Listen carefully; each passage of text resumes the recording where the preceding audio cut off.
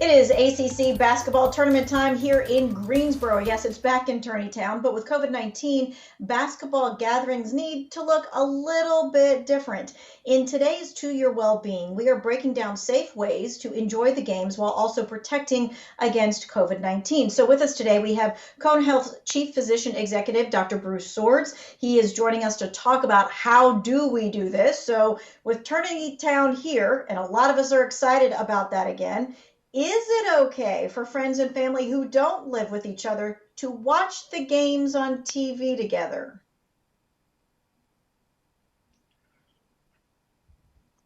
Really would be, again, thanks Tanya for having me. It'd be really nice to give a simple, sweet, short answer, and there's a lot of it depends. So if you're not living together and you want to get together, the same rules do apply mostly, and that is small groups, masks, stay away from each other, don't share utensils or foods, and you're probably okay. But the key is you've got to follow those rules the entire time of the game, and that can be tough. Yeah, don't let your guard down as the games go on.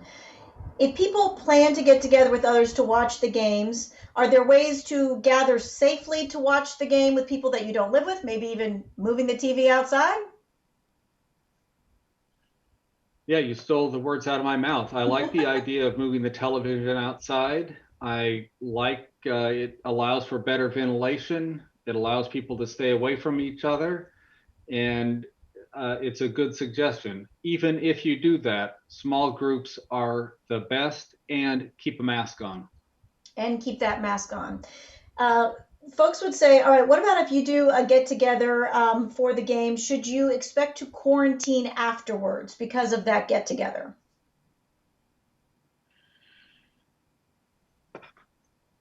Certainly if you find out that someone actually had COVID and you were at the game watching the television with them, absolutely.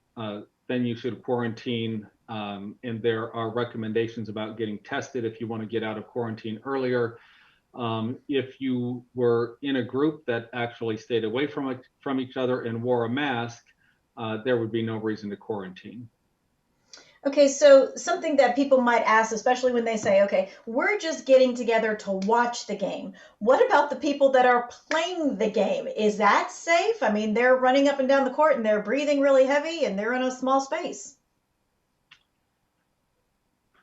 Under normal circumstances, we wouldn't recommend that. And I wouldn't be recommending it just because we like to watch basketball and the tournament is in town.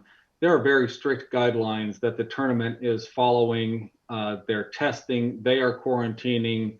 And so they really are in their own family unit of sorts where the risk of them transmitting the disease on the court to each other is really low because of all the precautions they've taken.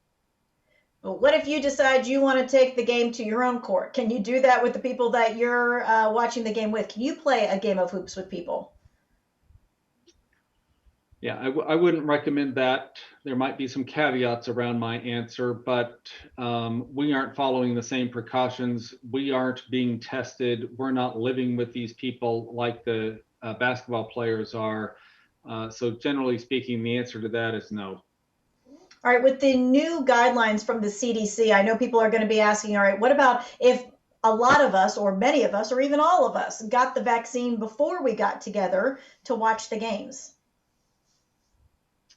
Yeah, that's a really good question. So the CDC did come out with new guidelines recently, and what they are suggesting, and I like their recommendations, is that if small groups of folks are together and that everybody in that small group has been vaccinated, fully vaccinated, then those people can be together without masks with minimal or no risk of transmitting the disease.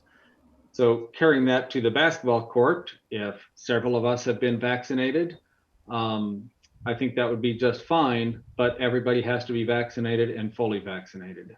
All right, is there anything else when it comes to tourney time and all of that that you think that we should keep in our front mind?